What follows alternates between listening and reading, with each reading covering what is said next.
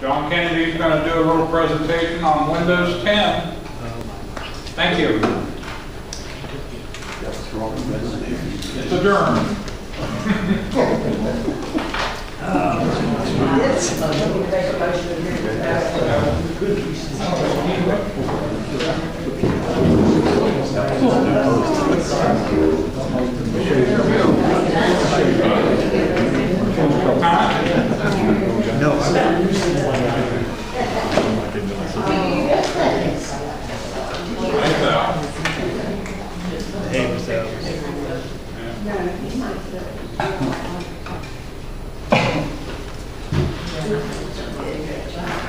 Mary Frances doesn't know this because she wasn't supposed to be here. I could leave. No.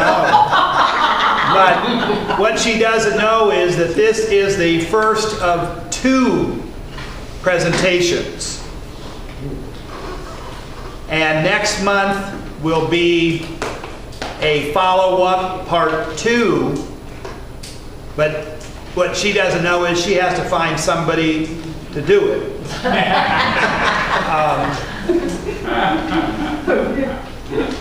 Because as you see from the disclaimer, Right. yeah. I passed out paper because this presentation has quite a lot of information. I probably have more that can fit in today, and you'll see that I have even a cutoff at that point. Because there is so much information and I want to try to answer as many of the questions that I know people are raising, I'm not going to take questions during the presentation. You have paper. If you have a question, you can write it down. And then my guess is, knowing how as a teacher things are, the question you're going to be asking is one that comes later anyway. And so as we go through the presentation and you have questions, very likely you'll be able to cross off your question because we did come to it in the sequence that I want to present. At the end, if you have any questions that didn't get crossed off, you may ask them, but I may not answer them because they may come under the next month's presentation and I'm not going to do it. Yeah. Did you read the disclaimer? And we can't. And you can, that's right, Bob says it, you can't make me. All right, Windows 10. What's all the hype? What's the buzz? For those people who can remember that movie back a long time ago. And the other question is, what's the rush? You mean the hurry or the... Oh, no comments during the presentation. Superstar. Okay. What we want to cover today, which is going to take quite a lot, you'll see afterwards, you'll say, yep, he was right. We want to talk about what is it? What is this Windows 10? Who gets it? And from the movie Charlotte's Web, what's in it for me, Charlotte? How do you get it? And what if you don't like it? All right, so we start off by talking about what is Windows 10. And the big hype you hear is that Windows 10 will be the last version of Microsoft's operating system called Windows that will ever be. There will not be a Windows 11 or 12, skip 13, or so. And we don't have a Windows 9. There are many reasons why 9 doesn't exist, part of which is technical, and that's the real reason. There was a coding problem, so we couldn't call Windows 9 because many of you remember there was a Windows 95 and a Windows 98. The fact that they have a 9 in them, the coding would have been a problem. So their reasoning was, it's so different, we skip 9. Well, actually, they should not have called it 10. They should have gone with something that would be forever, like the post office has forever stamps. Once you get them, they're good until you use them, but they're forever. But Windows probably could call it Windows Forever because they probably would have gotten a lawsuit. They should have called it something else about, Windows something or whatever, but not a number. Because everybody's going to expect, well, when is 11 going to come out? It isn't. What they have done is try to create an operating system that is more human way to work. It's going to be the most comprehensive platform that they have ever put together. It's going to be a single unified platform for all devices.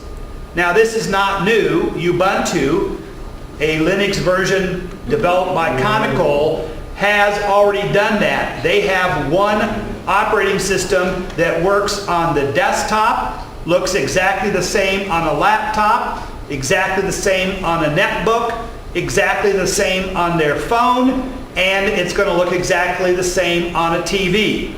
So it's going to be uniform. Microsoft is doing that same thing.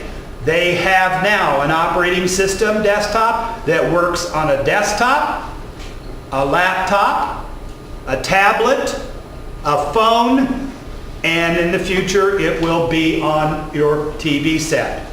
So if you know how to do one, you do them all. Now, I can't speak for the Apple as to how similar it goes between the Apple desktop and the iPad desktop and the iPhone, and they have an Apple TV, but it doesn't run the same. So this idea is not totally new, but it's kind of, to me, an idea of somebody who wants to rule the world. And they hope that Windows 10 will provide a more improved user experience, because over the history we've had some unhappy users with different versions of Windows. So who gets Windows 10? Well, actually anybody who wants to buy it. Because Windows 10 laptops, desktops are in the store, and you can go on the shelf and you can buy the Windows 10 disk to install on your computer. But Microsoft knows that people don't like to purchase and buy stuff if they've got something that's working. So Microsoft has got a program that they will allow all users of Windows 8.1 Update to upgrade to Windows 10 for free. And that's mainly because Windows 8.1 was a mess, and they learned from Vista. Vista was a mess. Windows 7 replaced it, but they made all the Vista people pay to get the fixes. And people didn't, and there's still people running Vista today. So Microsoft learned from that mistake, so they are giving Windows 10 to all the Windows 8.1. Now, there are some people that are using Windows 8 still. That won't work. It has to be 8.1. Then the other thing that's happening is Microsoft wants to get everybody off of Windows 7. They already technically have gotten you off of Windows XP because they no longer support it, and they put it out to pasture. They're not worried about Vista because it was bad and it's almost ready to go out to pasture. But there are lots of people who have Windows 7. And if you check around, people say Windows 7 is a good operating system. But Microsoft doesn't want to have to deal with maintaining 7 and 8, and now they're 10. So they are giving Windows 7 people who are at Service Pack 1, which you should have because that came out years ago, the opportunity to upgrade to Windows 10 for free. You must have your computer up to date, with all of the updates they require, because it is possible that you could say, I don't want this update, I've heard it's not so good, I don't want this one. If it's a required update or recommended update from Microsoft, you have to have it, or you can't update to Windows 10. It is not available to XP people, it's out to pasture, and Vista. They will tell you the reason it's not available for Vista is because Vista is so old that the hardware that probably is running your old Vista won't run Windows 10 very well. That's the polite thing. The impolite thing is they want you to get your butt off of anything but Windows 10. So what's in it for you? For those people who have Windows 7 SP1, there are quite a number of changes that you would experience or deal with in making the change. For Windows 8.1 update people, not so many, because Windows 10 is going to be what Windows 7 was to Vista. It is going to correct all of the stuff that people didn't like. And I will have to say that Microsoft's approach this year, or this past year, was a unique approach in that they had developers. Jim had the chance to test it out. We've had a couple of other Computer Club members.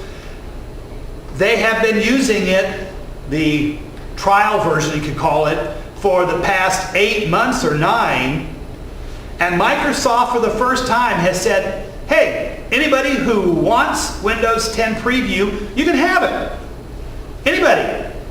All you have to do is allow us to keep updating it, making changes to it, and then in exchange, you are supposed to reply and comment and give us feedback about what you see, what you like, what you don't like.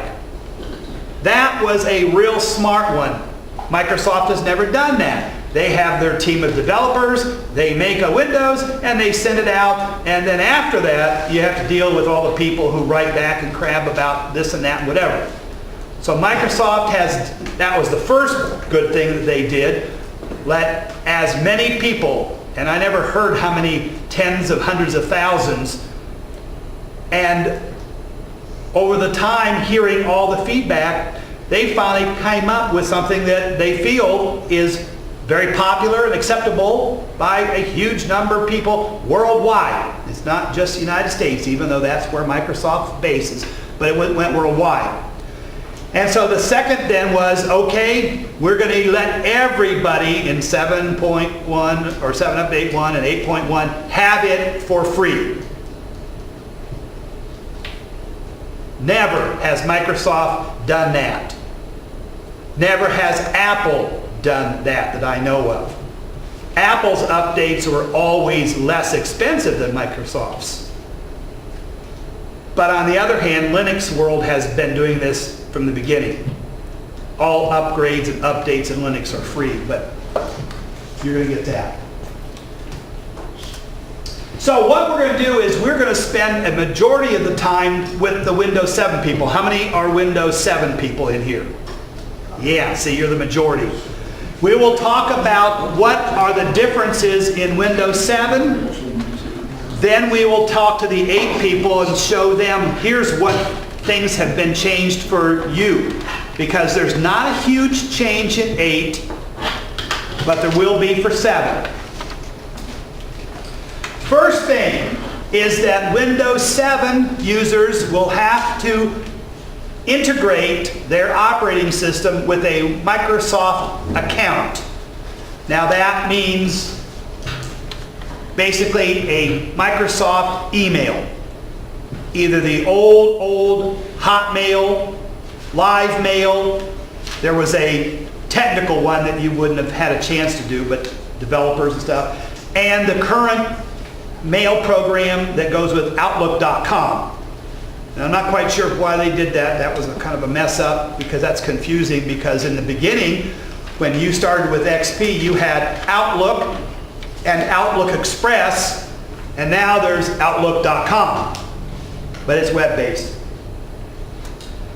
However, this is not so new. Anybody who's been an Apple person has known that they have had to create an Apple account for their iPhones and iPads. And those of you who have Android tablets and phones, you have done the same thing, mostly with a Google account. So that's not something really totally new. But Windows 7 people, you've never had to do that before. You move to Windows 10 and you will have to sign up for it. Now, what's the advantage? Well, when you log in with your Microsoft account, it automatically logs you in to your OneDrive storage spot, and it also logs you in to access to all of the web-based free programs that Microsoft has. There is a free word processor, spreadsheet, presentation. All of those, the programs in OneNote are free. They are not the same level as what you pay for in terms of Office, but it's what Microsoft had to do to compete with Google and their free docs. So when you sign in with your account, then you get to be able to have that automatically. You don't have to do that. It also will sync with your email so that once you sign in to your Windows, you don't have to sign in again to your Hotmail or Live Mail or Outlook Mail. And there was something else. The cloud. Yeah, that's the OneDrive's the cloud. You also, Windows 7 people, have to do this so that you have access to Microsoft's store of software. You cannot get anything from the store without signing in with your Microsoft account. Again, that's nothing new for the Android and Apple people, because the good side of that is that they keep a record of all of the programs that you have downloaded. So if your computer goes belly up, it is very easy for you to be able to do like a couple clicks, and Microsoft then says, oh, here's all the stuff you got, you want back, boom. You don't have to go out one at a time and download that. Apple's been doing that, and Google does that too, because they store that record. When you create your Windows 10 account, when you upgrade, they will suggest strongly that you create this Microsoft account. However, I'll show you that you don't have to. You just have to have a Microsoft account that you can use when you go to the store. One thing I did read and find out that 8, the big thing that they were saying for 8 with this logging in with your Microsoft account, was that if you had a laptop and a desktop, or 2 laptops or 3 computers all running Windows 8, if you logged in with your Microsoft account, they synced up so that your desktop on your laptop changes to that, change to your desktop, whatever. Programs that you might have downloaded, installed here, could have done that. I never did that, so I don't know for sure.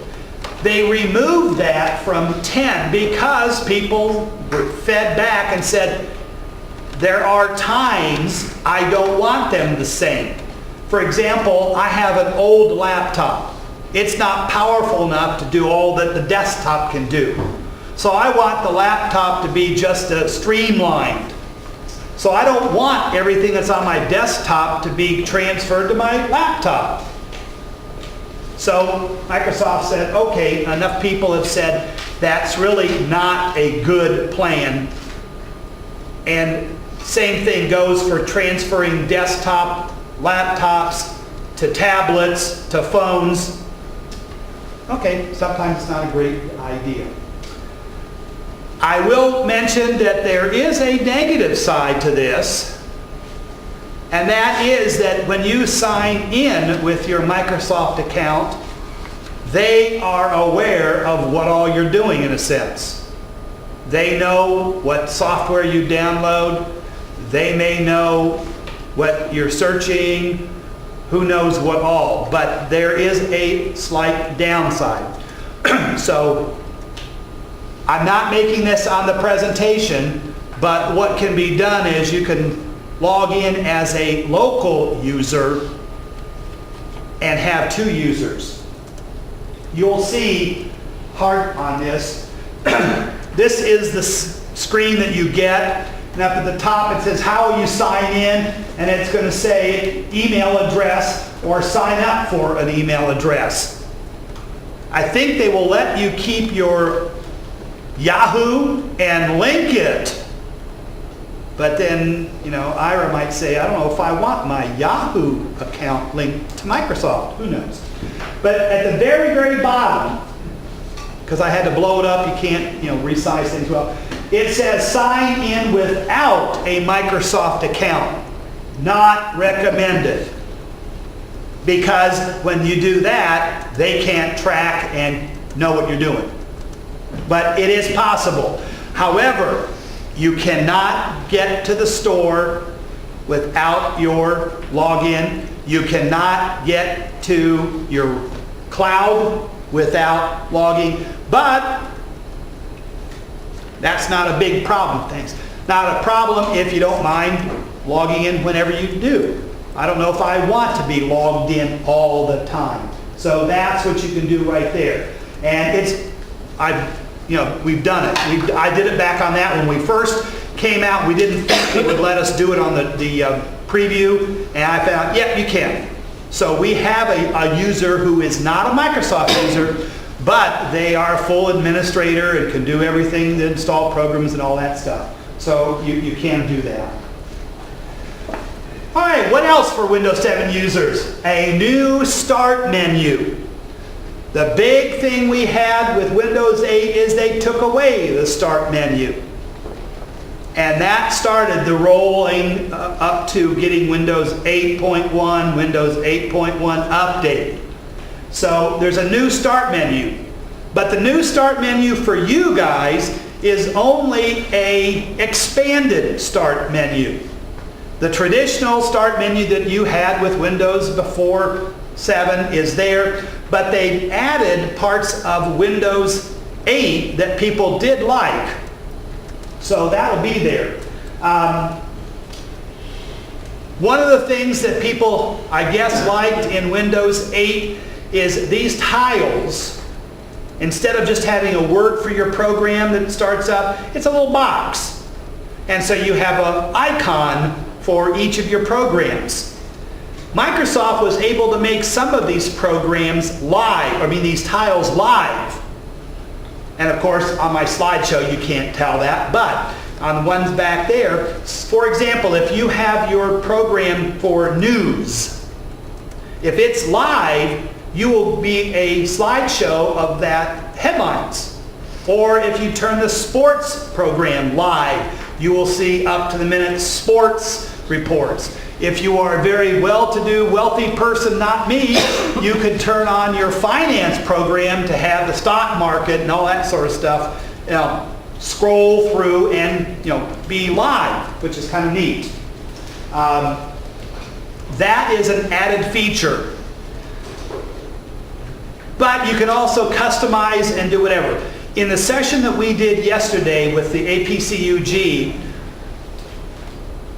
people had questions, and the one keep responding in our little chat box was, you've got to learn that you get to customize.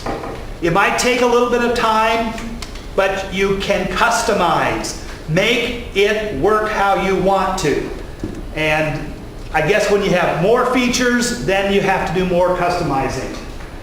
Here is your new menu that you get for Windows 10. So on the left-hand side, you would say, oh, that's pretty much, oh yeah, that's kind of like our old Windows 7.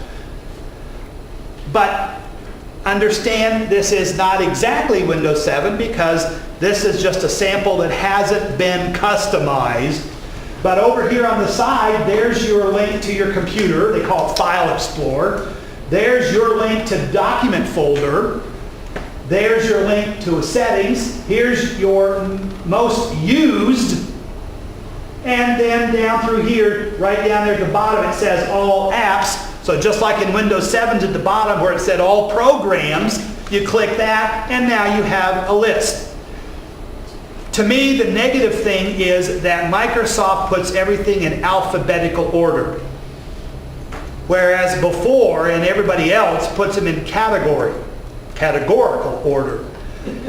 And the problem we've talked about in our groups is, how do you know what program you want to use when you don't know the names yet? In the old way, if you wanted a graphic program, you went to the category for graphics, and you knew it was one of those.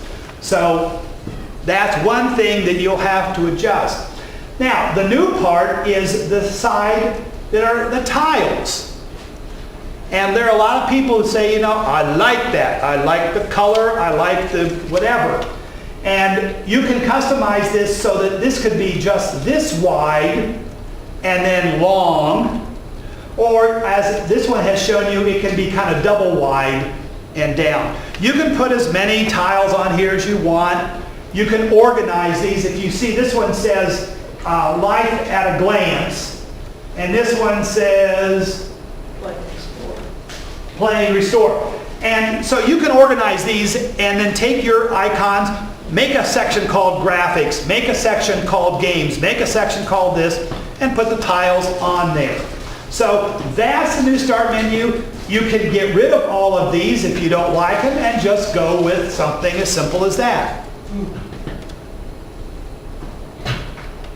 I'll try to remember that for Windows 8. And as you can see right here, all you have to do is right-click on a tile and you have all the customization. Take it off of this, move it, resize it.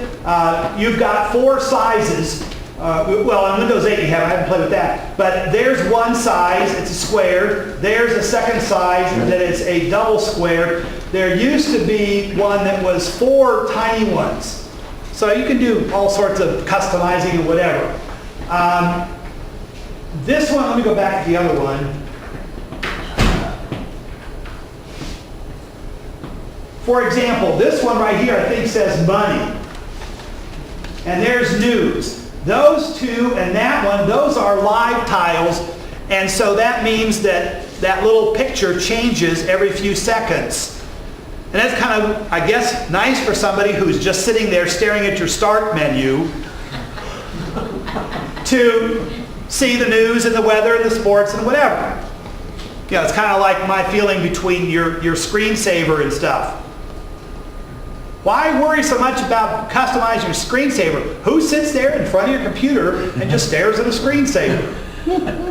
I don't have time. I got work to do on mine. So you can customize that. All right, so now we go beyond that. For Windows 7 people, you will have to experience or deal with terminology and something new called universal apps. Now, universal is just the new word for modern. Windows 8 calls their stuff modern. Well, originally they called it Metro, but they got into a lawsuit and lost because, well, there's already a Metro out there. So Microsoft changed Metro to modern, and now it's universal. So remember, this is a forever ongoing, universal. Now, universal apps are the applications that were created for the touch tablet Windows 8 computer. It's a whole kind of a little bit different kind of an application than the traditional ones you install on your computer and use. But we call them universal apps. And you get to deal with the Microsoft Store. Never had one before Windows 8 and tablets, but because Apple had one and Google had one, Microsoft had to have one. Now, the big thing is that, won't be affecting the 7 people because you never did it, is that you can run those now on a traditional desktop. So for you, what you'll notice is one kind of an app looks cutesy and nice, and one looks normal. That's the only difference. And again, You have to get these apps from Microsoft, and you have to have a login account in order to get it. You could go look, but it's like you have to have that card to be able to buy something. You can still run traditional. The people who have Windows tablets can only run the apps. They couldn't run some of the programs that we usually run on a desktop. But now that we have this universal whole operating system, they have figured out and designed it so that you can take a Windows universal app and run it alongside a traditional app. And not going back and forth like we had to on Windows 8. Here is an example of the cute, nice looking universal app. As I said, it was designed for tablet. Tablet has a space issue. They don't have a lot of room on a 7-inch or so tablet, so Microsoft had to eliminate anything it doesn't need to take up room. This, for your information, is called a hamburger. It looks like a hamburger. A single, a Wendy's single, because there's the top bun, there's the hamburger, and there's the bottom bun. That is the new symbol for your settings menu. And you can see when this got clicked, it dropped some menu options. You will see a lot of hamburgers now. Internet Explorer started using it, Firefox using it, Chrome uses it, and a lot of applications and other things you install will use the hamburger. That's just the new slogan. But you can tell that this has a very simple, nice design for, the weather. That's a typical app. And so you would have access to thousands of, apps, free and paid. Here is the App Store. This is the new revised App Store. This was not what you saw in Windows 8. But in Windows 10, you have a general store. You can see across the top that you can go by top programs, categories, games, and game categories. So it even helps. You don't have to go through all the games if you're looking for an app or a game either way. And so they list the top free games and the top free apps. And then scroll down. I like that. You have to go to the bottom of the page. And you see the top paid apps and the top paid programs. So you have access to lots of software and you don't have to pay for them. If you want something better, then you go to pay for them. And again, this is not new. iPad and iPhone and Android phone and the Android tablets, they've had that. Free games, paid games, and you get those. Here's an example that I like better, is that I can go into categories.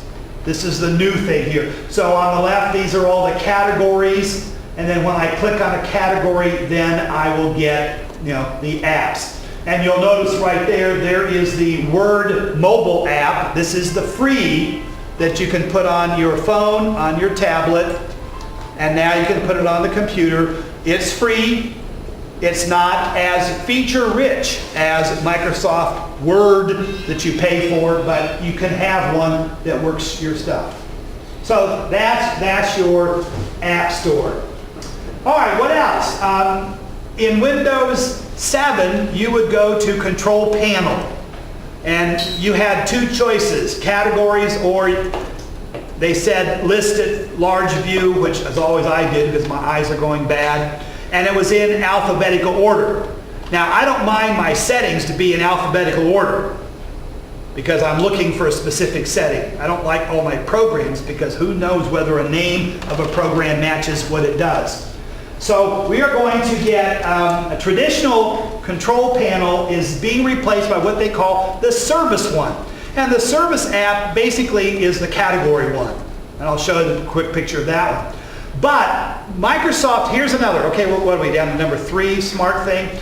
They have not jumped away like they did in 8. In 8, they said, we're breaking away. In 10, The traditional control panel is still there if you know how to find it, but they are wanting people to get used to using the settings app. So they haven't gotten rid of it. It is supposed to be more user-friendly, has some of the settings but not all, because I think what Microsoft is doing is saying, you're not as smart as you think you are, you don't need to do all the things that can be done. You just keep to these simple little things. So if you want all of the settings, you have to go to Control Panel and eventually do it. How do you get to the Control Panel in Windows 10? Right-click the Start button and it pops up and it says Control Panel is an option, or the Window key plus X. And that gets you into the full Control Panel. This is the new Settings app, and you can see that these are their new categories. And I guess it's probably, I'd have to allow them, if they did this through the feedback program, they have figured out how people think and work and whatever. So these are your 2, 4, 6, 8, 9 different categories for all of your settings that you need to do. It doesn't do them all, but probably 80% of the users, that's more than what they need. So that's settings. So there's your system, there's your devices, network, personalizing, part of your customizing. There's your accounts, language and time, your handicap, ease of access, privacy. I'm not going to talk about that today much.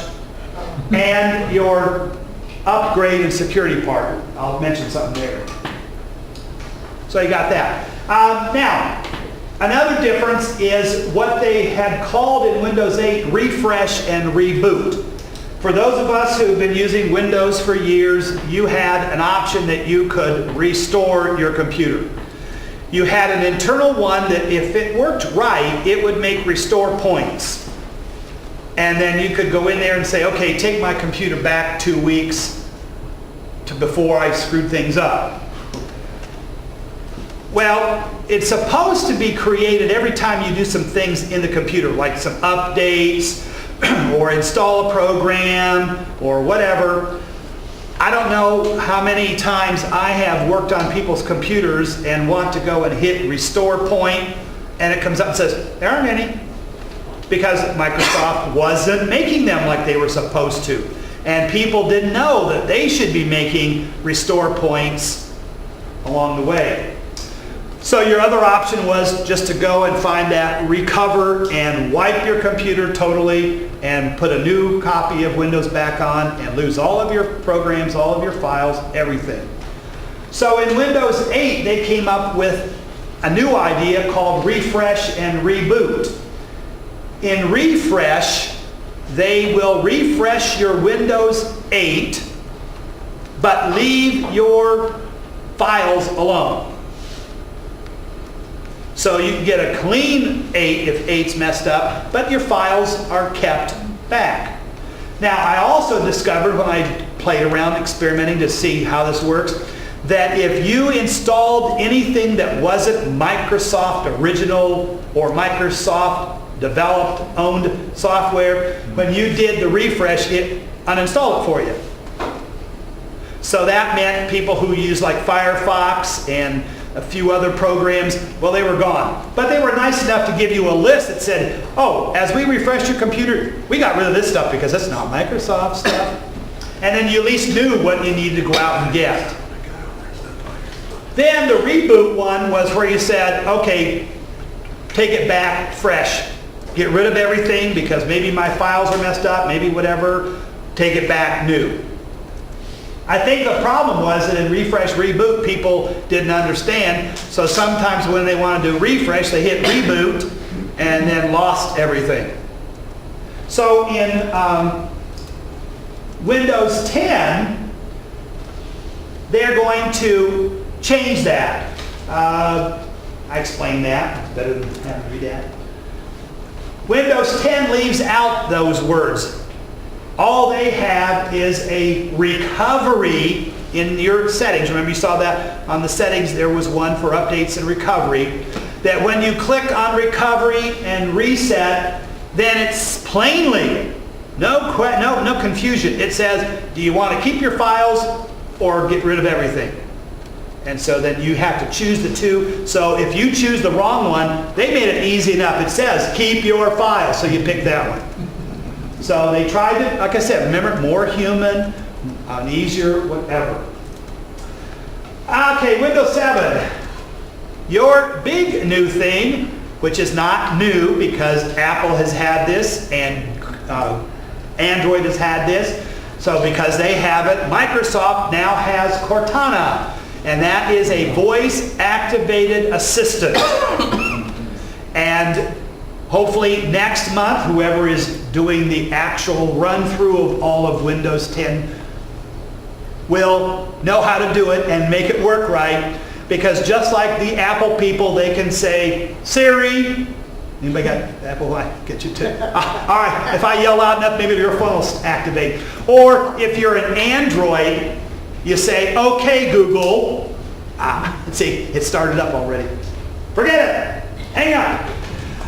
So Cortana is the same way. And you would be able to do things, ask Cortana questions. That kind of a thing, your brain never knows. Now, what's the weather like in San Diego? Well, like Siri does and like OK Google does. Okay. Yeah. It will go out, search the web, and find that information. It'll also do internal things, as Jim demoed one time. If it works right with you, you could say, Cortana, play such and such song. And it would go into your music folder and play that song for you. So that is something brand new for both 7 and 8 that Windows hasn't had. Time will tell, just like how I feel about you-know-who in here, or Siri. Siri's not very nice at times. You ask it to tell you a joke and it says, I don't want to. Yeah. It says, I can't think of any. Yeah. I have a friend that tries to do any kind of annoying question and Siri's gotten mad at him. So you have that.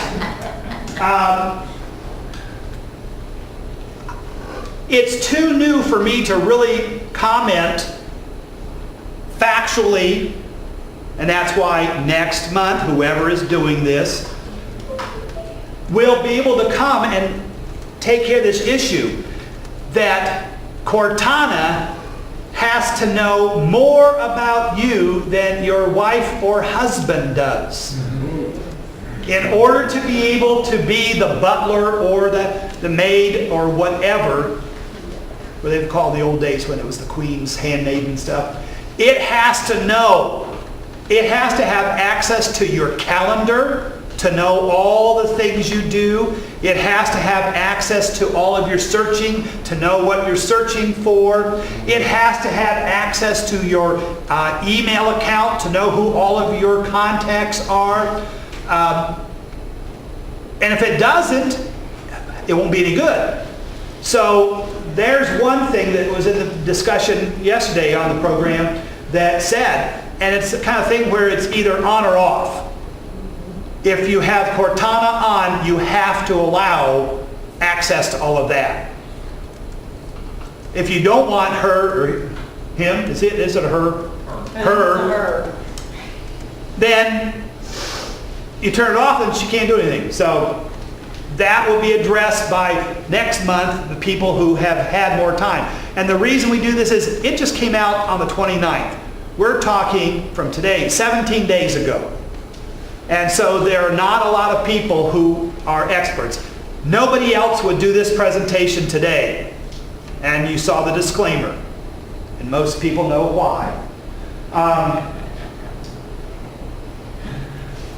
There are lots of questions that can't be answered until somebody has really used it enough to be able to answer.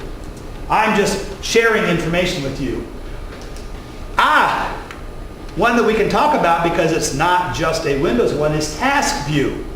Yeah. In your history, those of you who have been using computers for a long time, we have in the past, in Windows, you can open up multiple windows And they all sit on top of each other, or they can be put side by side, or top half, bottom half. But you have to keep moving them around, hiding some to get to the others, and whatever. And it gets to be a problem when you're trying to do a work. An example, if one of our students at school learned how to do research, they would look on the internet for information, and then they would switch back to their text document and take notes. But to go back and forth, you have to shrink this, open this, back and forth, click, and it was a pain. So of course they didn't. All they did was copy the whole website and said, this is true. Yep, everything you believe, everything on the website is true. So with TaskView, they are doing something that, and I will say it, that Linux has been doing for a long time, and we now have virtual desktops. And what that means is that not only do we have one desktop that you can work on, but over here you can have a second one, a third one, a fourth one. And somebody said, okay, well, what does that do for you? Well, here's what. You can set up and have like your email program on one desktop and keep it running. And you can have on another one, you could have your browser. And then on your desktop, maybe you're working your word processing program. And very easily, you can switch with keyboard, switch back between these desktops a lot easier than shutting down, opening up, shutting down, opening up.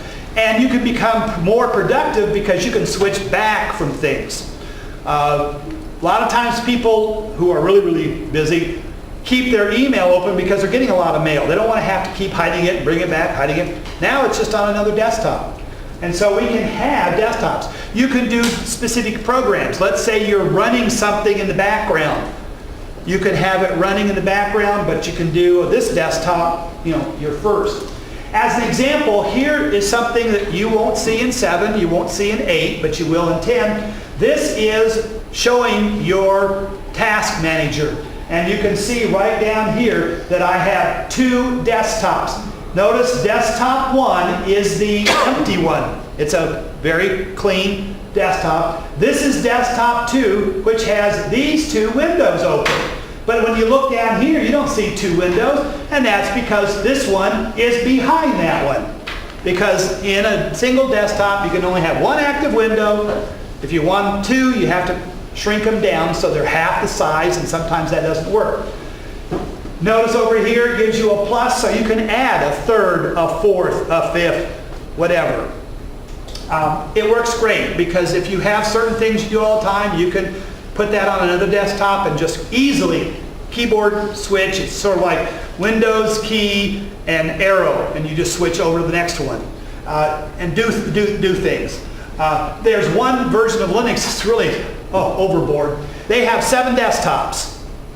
But each desktop is filled with the icons for specific graphics, internet, control panel type, games. So all you do is switch to the game and there's all your icons for your stuff. To me, that's kind of overboard. But this is going to be a good advantage to you once you learn how to use it and realize, yes, I could have 6 windows open on my one desktop. I can't spread them around, but I can switch back and forth between them, close this, minimize that, maximize this. But with desktops, you can just switch back and forth. It's going to be very productive. Another new thing that is for both, but for Windows 7, you will be switching to the browser called Edge. In the effort to become the leading browser, it's a 3-way fight right now between Internet Explorer and Chrome and Firefox, and tomorrow this one's best, next day that one's best, and they always keep changing. And now IE was slowly dropping down. Now they would never admit to it because it comes with your computer. It came with your computer, so technically you're using Internet Explorer. Even if you're not using it, you're using it because it's there. So they have redesigned a more modern. And I guess again, you will probably not have the last one was IE 11. We're not having an IE 12. We're having Edge. And I don't think we'll have an Edge 1, 2, 3. It'll be Edge. And again, Microsoft is going to just keep improving it. It is more standards compliant. That means that the more modern standards requirements for web pages, Edge now works with those. Negative side, an old type of standard was this thing that you've seen called ActiveX. And ActiveX had negative things to it because if they're not written right, bugs can get in and hackers can get in. So Edge will not work with any website that has ActiveX because we're trying to tell everybody that designs web pages, get rid of stuff that's not secure. However, Microsoft, again, remember I said, did not cut the cord like they've had in the past. IE is still on your computer that you can use for any website that you have to do that doesn't work in Edge. So Microsoft's going to make it easier by saying, okay, these websites are not up to date, not modern enough, not secure enough, but if you've got to look at them, you've got Internet Explorer that will let you do that. So they just did, because that would have been a mistake to get rid of it, and then people would have definitely switched to Chrome and Firefox and not even use that. But you can still, even though Edge is on there, if you try it out and you don't like it as well, you can still install Firefox and Chrome. Now, if you upgrade, if you already have it, it's going to be there. This is a view of Edge, and you can see again that it is more app-like, universal modern app, in that it is very uncluttered. If you think about Internet Explorer, you'll notice that there's no file menu, but they were getting rid of that, and the tabs are all included. There is settings over there. That's not the hamburger. They are still using the 3 dots because I guess they said we're different, we're Microsoft, so we're going to use our own thing. But there's your settings. One really neat thing about this, trying to be positive, is that Edge will now let you mark it up. You get a web page like this and you want to share it. I have a web page I want to share it with Bob. I can take that web page, go up to my tools, and I can draw on it. I can write on it and stuff, and then I can send him that, and I don't have to explain to him in an email, take a look at this, go down to this paragraph, read it here. I can mark it all up. Now, it's what they consider as a whiteboard, and we've had whiteboards for a while, but they were able to integrate it so you can go up here and click that, and you can draw and mark arrows and put boxes around and whatever. And then you can also, there's a button that says I can share this, so I have a way of sharing it with Facebook and Twitter and who knows what, but you can do that. Here's our website, visible on the Edge. Looks just the same because we're modern compliant, but again, you don't see any tabs up here. They will be added here if you want extra ones. There's the web address, but there's the name. And again, I can use the tool right there, and I could be marking something up. Mary Frances can now use that and mark this and says, I don't like what you did here. And then she can circle it, put an arrow down here, underline it, and whatever. And for those people who had concerns, if you notice, made it very easy for you. Yeah. The problem is it's not so easy because our website has a plug-in for calendar. So if I put that in, we can't get to ours because it's going to the wrong place. So we may switch to the one that comes with our website because it's a neater one than just the Google Calendar. All right, so that's your Edge. You see what I said about how much? We haven't even talked to Windows 8 people yet. All right, you've got desktop improvements. We've been talking about let it stop. In the desktop, you have an improved task manager. And the task manager, if anybody ever did it, was Control-Alt-Delete, and it popped up and you could go to the task manager to find your processes and way to kill something, or a couple other things. They have a totally new, improved task manager that makes it easier for everyday users to use. They have renamed, which took them long enough, Windows Explorer to what everybody else in the computer world calls it, File Explorer.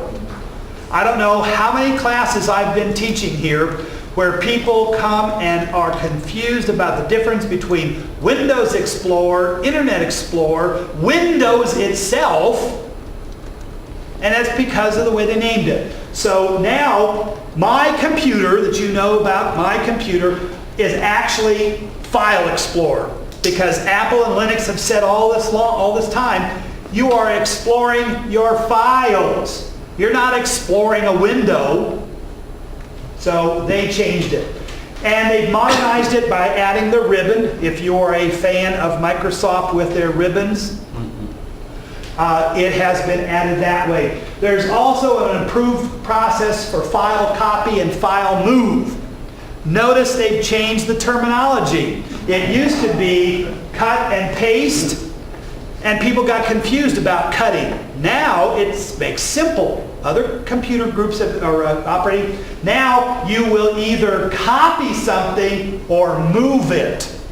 You're not going to cut it, because cutting is what you were moving. But people said, I don't want to cut it. So now you'll be doing file copies and moves and pasting. Makes it much easier. Here is a look at the new File Explorer. Very similar, but slight changes. And they've added the ribbon. And anybody who doesn't like the ribbon, you didn't know that there's a little button right there that makes it go away. Drop it down, raise it up. The problem is that they have designed their file system. Everybody who knows file, edit, this and that, whatever, they got rid of that to put it into the ribbon. So if you've been using Microsoft Word a lot, then you're used to the ribbon. And a lot of other people have taken their programs and rearranged it that way too. Here is when you look at my computer. We are looking at Windows user, and this is what your home user would look like. I have created one called Demo User. And so it will look almost the same thing that you saw before. There's all the folders that Microsoft made for you to start with. There's your videos, music, documents, desktop. So it's all there, but it's just easier to get to on that. Over here on the side, which is really, I should wait till Windows 8. Windows 8, they added something called libraries. And in the class we had to teach it. Don't pay attention to it. It's too confusing. It doesn't really apply to a home user. Libraries is gone out of Windows 10. But you have what's called quick access. So you can create, where do I quickly go in my file searching? And so it's like a shortcut. You do that. Okay, security improvements. There are some security improvements in Windows 10 over Windows 7. Windows 7 wasn't bad, but you always have the group of people that are trying to hack into Windows 7. So Microsoft's trying to make things better. So what they've done, in Windows 7, you were using Microsoft Security Essentials if that was your choice. That came with your computer. You can also replace that with any of the other free antivirus programs.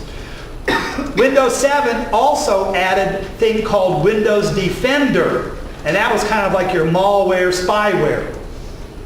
And so in Windows 8 they said, why are we having two? Let's merge them together. But the mistake they made was they called it Windows Defender. So all of the Windows 7 people said, oh no, where's my antivirus? There's no Microsoft Security Essentials.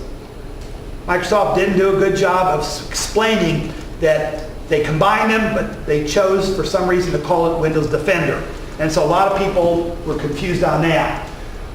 They also have in their web browsing something called Smart Screen, which is supposed to be making your browser Edge better so that it won't maybe download bad files or whatever. But there's a negative side. If it's not in their database, they want you. I had somebody who was trying to download the Classic Shell for Windows 8. And they couldn't, because every time they tried to, their virus program or their firewall thought it was bad, because in their database it wasn't marked as good. So if it's not good, it's bad.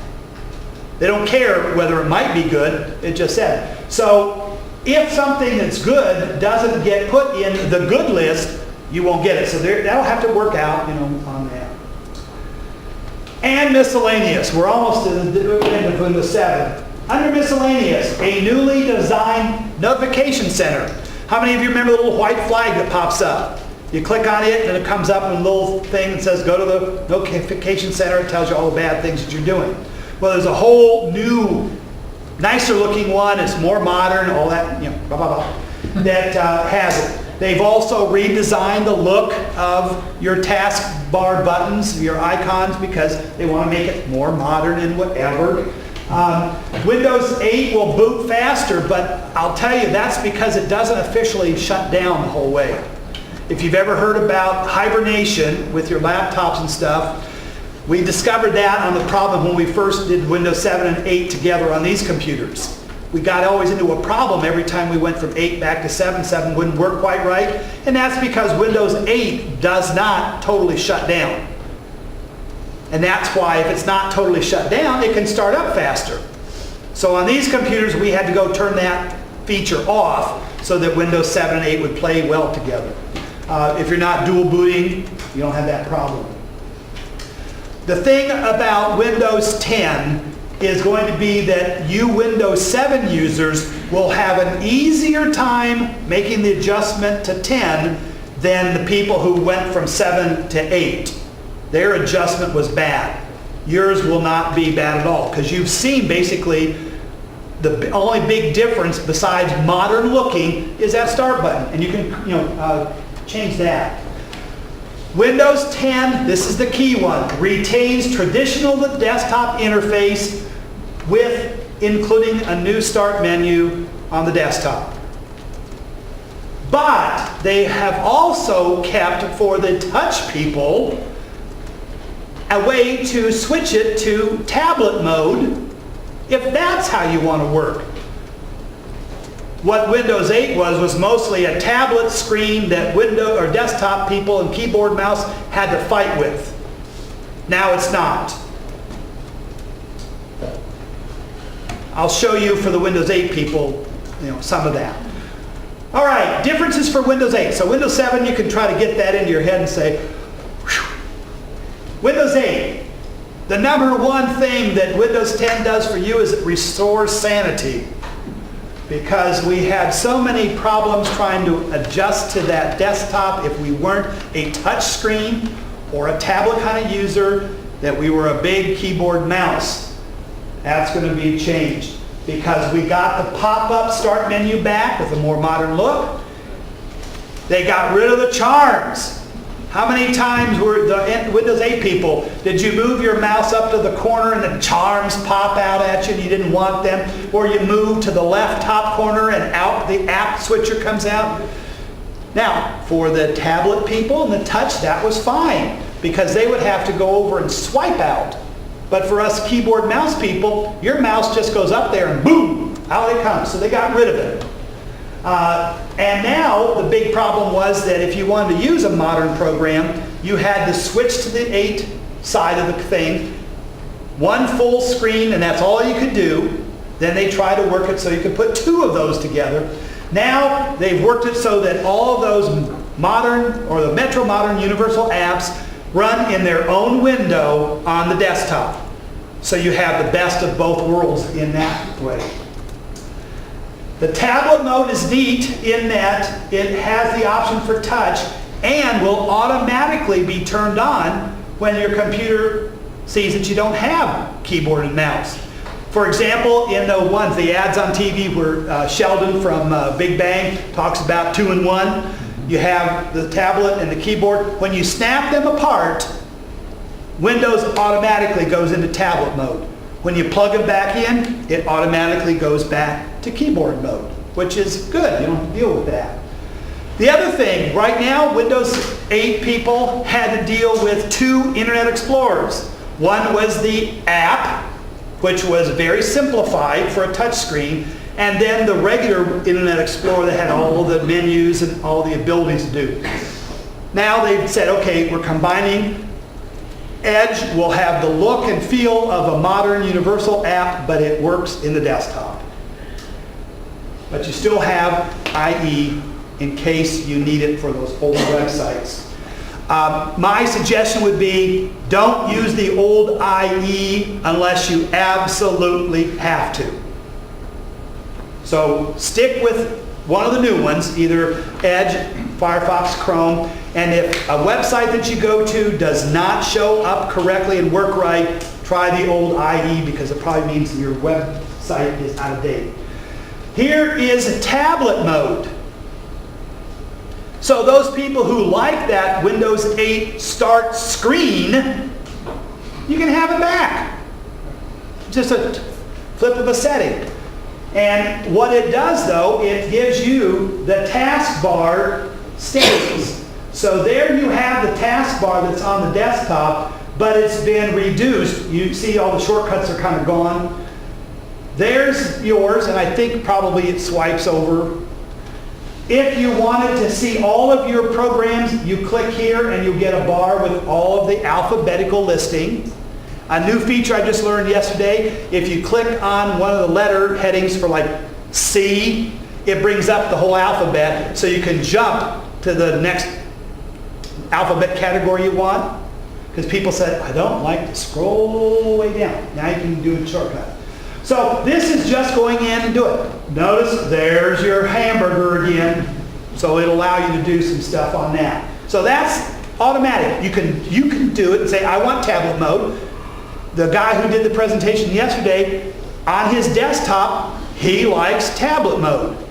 That's his choice. I don't. I'd rather have more control, but boom, you got it. Desktop improvements. Same thing. You get the task view with the virtual desktops and a better way of splitting your screen to get more apps if you wanted to stay on one desktop. This one isn't too big for most people, but there are some of us who, even in Windows, use a command terminal. The big thing, and even in Linux, you can't easily do a copy and paste. In Linux, you have to do, instead of Control-C and Control-V and X, you have to do Shift-Control, because that's it. But Windows is now updating their terminal to make it better.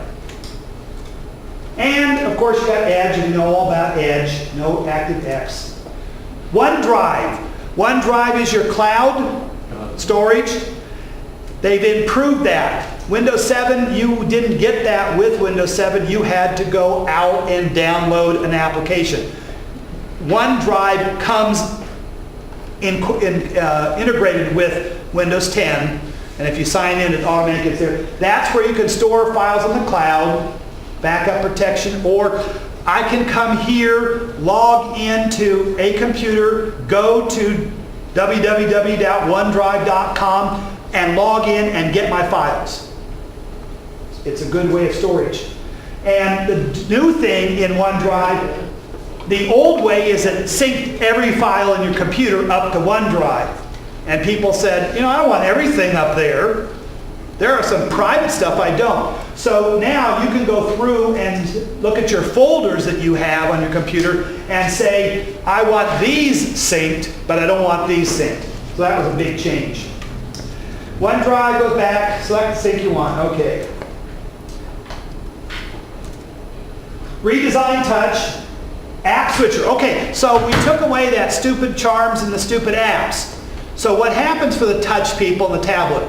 Well, now if I go to the left and switch over, I get the task view. Because that's what you wanted. You wanted to be able to switch between your programs. If I go to the right and swipe, I get my notification center. So here's what that looks like. This is the same screen you kind of saw before, only this is in the app mode. I can tell that because, see, my icons are gone, or this is mine's a copy of the picture. So they swiped out, and that's how you get to your task view, change your desktops. And then if you do it from the right-hand side, this is the notification. Up here, you will have all sorts of notifications, depending on what you tell computer you want to be notified of. It'll tell you we have an update, you've got a birthday coming up, somebody's got a birthday coming up, you got new mail. I don't know what all's in there. That's next month. There's the buttons that you have internally for your notification. That's the button that you click to say, I want tablet mode. It's that easy. Click that and you got tablet mode. Again, for 8 people, if you have a 2-in-1, snap it apart, it goes back. Here's another version of the tablet mode again, with your all menu there. Let's see if I can, nope, I thought I had that. Oh, that was the thing. You had the tablet mode, but now in Windows 10, you got your taskbar. Because if you went to the Windows 8 side of Windows 8, 8.1, it was just the start screen. Now you've got the start screen plus your tablet, your start button stuff down there. Here's the last, I think it's on here, updates. You've got to deal with a total decision, or total different concept of updates. Windows 10 will be the last Windows that you install for the life of your device. From now on, Windows is going to be doing constant updates. And as I said, Linux has this for a long time called rolling releases. That means your Windows 11 just rolls along and gets new updates. In order to have that happen, Microsoft is requiring that you no longer have control of saying, I don't want updates automatically. In Windows 7, you could go in and say, tell me that there are updates, but I'll decide which ones I'll update and when. Microsoft says, no, it's not going to work. If this is going to be a rolling release, we have to constantly have the ability to send you updates that you get. The only thing that you can do is you can change the time of day. Microsoft thinks you have a computer on at 2 or 3 o'clock in the morning. And if you do, that's fine. But if you don't, you need to pick a different time of the day that you won't be using the computer, and they can update whenever. Right now, we used to be on the second Tuesday and fourth Tuesday were update days. Before that, we never knew when updates. But back in Windows 7 and Windows 8, Microsoft said, okay, we're just doing it once a month. Once a month wasn't enough, so they do it second and the fourth. Now it's going to be any time. You can also tell your computer, don't automatically restart. Tell me it has to be done so I can be prepared to close something out and let you restart. Otherwise, if you don't make that change, you'll be working along, all of a sudden the computer will restart. And anything you're working on will be lost, so you can do that. Now, I will say that if you have Microsoft 10 Pro, and nobody in this room needs Windows 10 Pro. If you look at the differences between Home and Pro, you don't need Pro. It'll cost you another $90. You don't need it. But if you have it, people who are Pro and business can go in and say, wait 2 months before you update me. So that will give that update that they sent out to all the home people, crash their computers, and the business people will say, I'm glad I didn't do that. And they can fix that before they send it out to the business. Because does Microsoft get all their money from mostly? The business. They got to keep them happy. So they can hold off. They can't prevent updates because remember, it's a rolling. It's going to be coming all the time. But you can say, delay it 60 days. That way, your business knows an update and they can test it out to make sure it doesn't mess up with your software that your business is using. This allows for testing. There are also people who have agreed to continue this testing program that Microsoft started. And so they know the risk that they get the updates first before the home people, and it could crash or whatever, but that's their testing grounds. The other thing that you're going to have to deal with the next month person, ask them this question about this peer-to-peer. What Microsoft has done and didn't tell you is they've installed a program in your computer that right now, until you turn it off, when you get updates, they might come from Al's computer, and Ira's computer, and John's computer. Because that makes it faster. Instead of me going to Microsoft, I go to those guys and I get bits and pieces of their stuff. And Microsoft uses my computer to send it to Faye, and back to Jim, and back to Mary Frances. So that means Microsoft is controlling my computer to issue out updates to other people. You can turn that off, but we need somebody who really knows Windows 10, that it's safe. In the Linux world, a number of us use a BitTorrent, but we know it has been around long enough that it is solid secure. We don't know about this yet. Okay, how do you get this? Real quick. Most of you should already know. You have a little icon that showed up on your computer down in the right-hand corner with 4 little white squares. And that started in middle of July that said your computer is eligible, and you can click that and register. And then when it came out, you would have gotten a notice that said it's out, you can get it now. What they did was, as soon as you said, I want to reserve a copy, they started sending you little bits at a time so that you wouldn't have a huge download for Windows 10. And then those people who reserved, right after the July 29th date, they start getting pop-up that says, Windows is there. Click here to do it now or set up a time. It is unknown who gets it when. Right. Ira's cousin, is it cousin? No, my sister. Sister, I couldn't even remember what. I already have it. You have, well, Ira's, Sister. Ira Registered registered weeks before his sister. She got it before he did. We have no idea why. He thought it was because she lives in Columbus, and I said, no, I don't think so. So anyway, so you don't know when you get it. But when you get it, you are given the option. Do you want to do it now or later? So you don't have to do it right when it comes down. But you will get a notice that says 10 has been downloaded. You also, I did not reserve. I wanted to see what happens. Because I think what's supposed to happen is that eventually, those who did not reserve, when you go to Windows Update in Windows 7, it will become an optional update. It'll pop up and says you have an optional update. And then you can say, oh, I want to download Windows 10. But I couldn't wait for that because I would still be waiting because it didn't come through. So there is a way that if somebody doesn't get to reserve your copy, or you don't want to do it, we can download a program that will install it for you and you don't have to wait. That's what I did on mine at home. So eventually you'll get it. Prior to the install, you should be, and when you click on the you want to reserve, it should examine your computer and tell you if you have any problems. The biggest thing from yesterday's presentation, and that's why I didn't tell Bill about questions, because they were all individual. My printer doesn't work, my wireless router doesn't work, this and that. We don't know what all is going to work or not. Microsoft doesn't have the ability to have checked every kind of piece of hardware that is in existence. They just know, for the most part, Windows 10 is compatible. But there are programs. David Clement has found out, Mary Frances, Paint Shop Pro that we use will not work with Windows 10.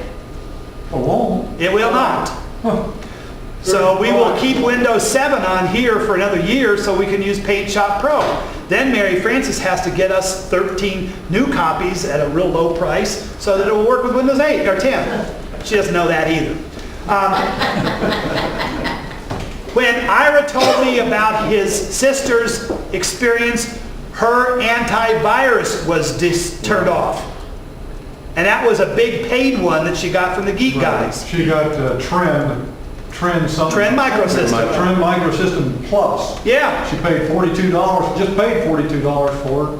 and it won't work. And it doesn't work. It will, eventually. And they told I you- updated, and my Avast worked, but my Komodo firewall was uninstalled. However, I've gone and there's a new one out there. So all of these little things will be out there. So, but your biggest thing is to make sure your hardware. Most Windows 7 computers, if you have a real Windows 7 that wasn't upgraded from XP to 7, you're probably going to be good. But if you've upgraded from XP to 7, okay, save that for right there. He's giving me sour. All right, so update. What happens is it downloads, installs, then upgrades. I watched the whole procedure. So it's 3 whole steps: downloading to your computer, installing it, and then upgrading. Right. And mine, first time, it crashed twice, got to 30%, and then just went back and reverted back to Windows 8. So I forced it myself and it got it, but that's because I can do that. Some of you say, I couldn't have done that. You'll be asked to create the account. If you have a live mail or Hotmail or Outlook.com, you're already set. You have to accept some security and privacy agreements. That's a question for next month. Tell me about these privacy things. And then everything should work fine. What if I don't like it? Microsoft has given you a 30-day guarantee to revert back to your original. So if you move to 10 and you say, I really, really don't like it, within 30 days, you can go back. After 30 days, honk, honk, time is up, and it can never go back unless you totally re-image and do some stuff to get back to it. But you have 1 month. Now, we said that Windows 10 is free for the life of your device. Microsoft will not say, what does that mean? What they are saying is that if you get a new computer, you have Windows 10 because you upgraded it, but then your computer is so old you get a new one, you're going to have to buy 10. If you rebuild parts of it, for example, if you put a new motherboard and processor on there, you probably will have to buy a new 10 because Microsoft will consider that a new device. We think if your hard drive dies, you can replace it and not have to buy a new 10. But they're saying.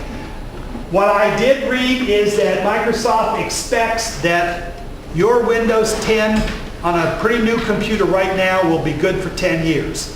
In 10 years, they will have upgraded the requirements for what will run on Windows 10. Remember, it's not going to be in 11, 12, 13.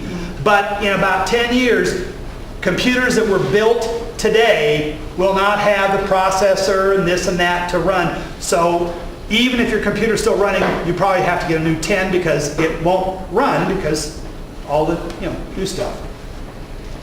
10's not too bad. All right, so here's where it says the end or time for more. We do not have time for more. The time for more was to talk about what software comes with it, but that's next month. So, now, question that you have. When you talk about upgrades, Oh, Mac upgrades free. Oh, from 2 different versions. Maverick to Yosemite. Okay, so Maverick to Yosemite, that's the way they call their names. So Apple did give a free one. I saw them before, they were kind of cheap. Microsoft now owns Skype. They bought Skype a year or so ago. And so if you log in with your Microsoft account, then you're already logged into Skype. Or if you are an old person, you have a separate Skype login that keeps Microsoft out of my Skype area. Mary Frances. I have 10 questions. Good. Is that all? Yeah. Will today's presentation be printed online? If I decide to. Is that all your 10 questions? No. Okay. Bob, she's got a couple more, so she got the floor. How will the little old lady down the street learn to do this? There is nothing for her to learn. All she does is say, I want to reserve 10, and it does it automatically. She can join the club. Mhm. There you go. Yep. Recruit. That's how she learns. They've made it pretty easy. I think Microsoft knows who I am, so they made it difficult for me. Mary Frances. In this security information that I may give them, will they have a photo of me? Next month, find somebody who's been using it. That's the next direction that computers are going to, is face recognition. That's what I was thinking. Not yet, though. One more, and then like Bob, and then you come back to you. Well, what happens if you're on vacation or just not using you not have your computer turned on for several days and Microsoft wants to update your features and the machine is turned off?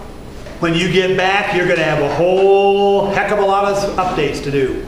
Because once you turn it back on, then you'll get all those that have been waiting. It's just like these computers. Last time in May, when we updated these, Windows 8 had 95 updates that had been waiting for us. It took 3-4 hours. Bob?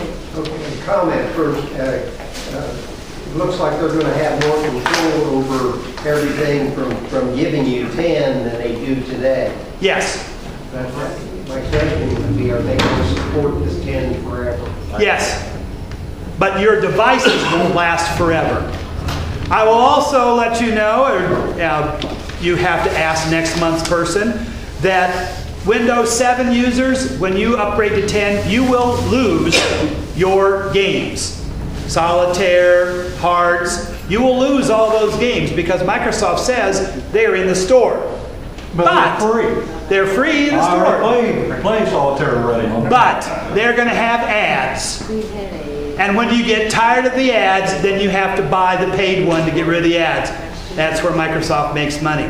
The other big thing is that Windows 7 users have a thing called Media Center that'll let you hook up to a TV tuner and some stuff. That is totally going to be removed when you upgrade, and VLC will pretty much do the most. They aren't really including a DVD player, but they will sell you one. But I think that there's going to be a special deal for a month that you can download it. But there's where they're going to make money. Yes, Ira. Is that Bob? Is that it? Oh, sorry.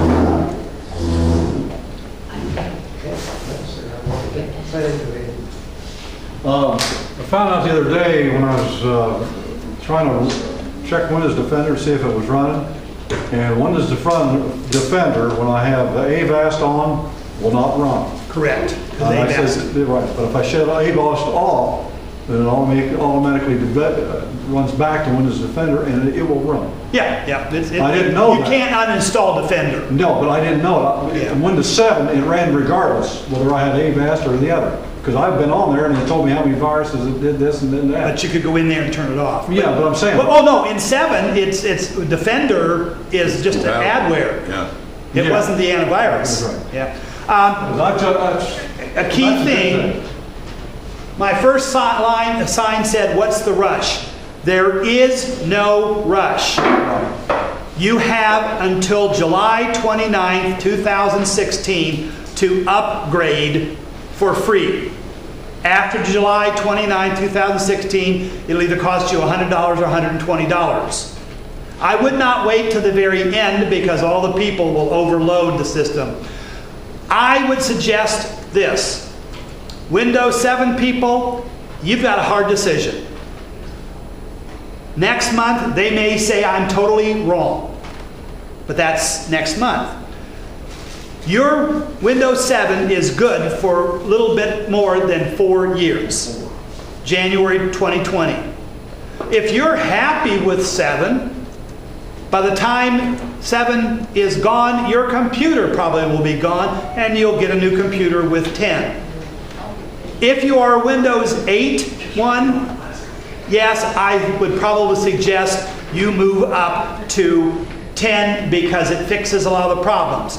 However, there is a person in here who would disagree with me, and that's perfectly fine. You know, this whole thing about computers, it's up to you. 10 looks confusing, but it is very customizable. You can make it work just like you want.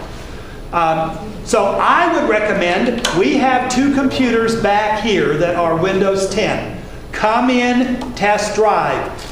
Maybe we'll have at the next meeting, a few people can bring in their laptops with 10. And before the meeting or after the meeting, people can, you know, try. So I would say no hurry. And once you decide, then do it. It's going to be free. Understand that there are going to be some little catches later on. Yes, Bob? That Xbox functionality that's Oh, on Windows yeah. 10, is that the same as a regular Xbox to do everything? To my understanding, yes, but that's next month. Because what Microsoft, remember we said Universal? They are going to be combining somehow Xbox into working with your computers. But I don't even have an Xbox, so that doesn't, I can't really answer those I questions. don't like it because I don't want it. Yeah, well, Yeah. it's just not going to hurt you to have it. Mary Frances, I saw you Popped getting up ready for like another it's on one. the game. Under categories, when you were showing us that list of categories, In the store. yeah, could I make a new category list for myself? No, can you go to Macy's and make a new floor or a new department? Absolutely not. Right. When you go to the store, you will not be able to, that's their categories. Juanita, Can you load LibreOffice on Windows 10? I had LibreOffice before 10 and it's still there. Mine is too. Yeah, that one was one that Microsoft didn't do anything. So, yeah, How about Quicken? that's a question for next month for somebody who uses Quicken. That was brought up yesterday at the at APCUG conference, but if Bill, who was doing the presentation, doesn't do Quicken, he won't know. We will have to get that word from somewhere else to find out. Yeah. I got a Seagate hard drive. Yeah. And he took the dashboard and it wouldn't work with the dashboard on it. So Right. I just deleted it. And But I kept it's the not hard drive. Fay, but I've worked with somebody else that the dashboard won't work with Windows 8 either. Mary Frances, When you were talking to us about one of the systems, 7 or 8, you said one of them did not completely shut down. 8. It works sort of like the laptops. When you tell it to hibernate, it shuts down for the most part, but it like goes into a coma so that it can start up faster because it doesn't have to start from scratch.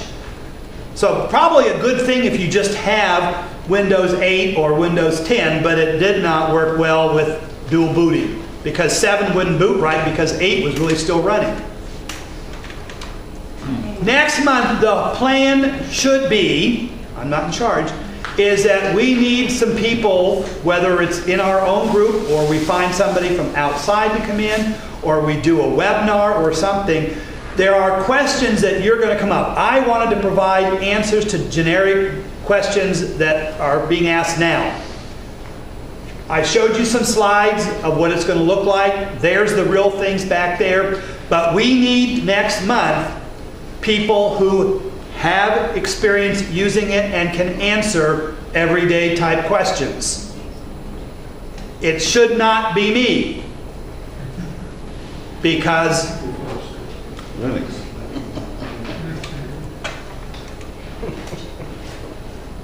there's my one operating system, and it ain't Windows. So we have some people who are using Windows 10. We just need to get them to be willing to answer, demonstrate. That's what we need. We need the automobile test drive, and somebody can answer lots of individual questions and show things that I can't answer. Mary Frances.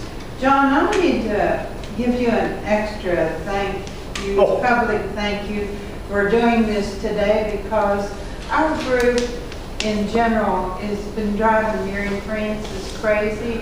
And what about 10? Tell me about 10. What about 10? When do I do it? How do I do it? I can't.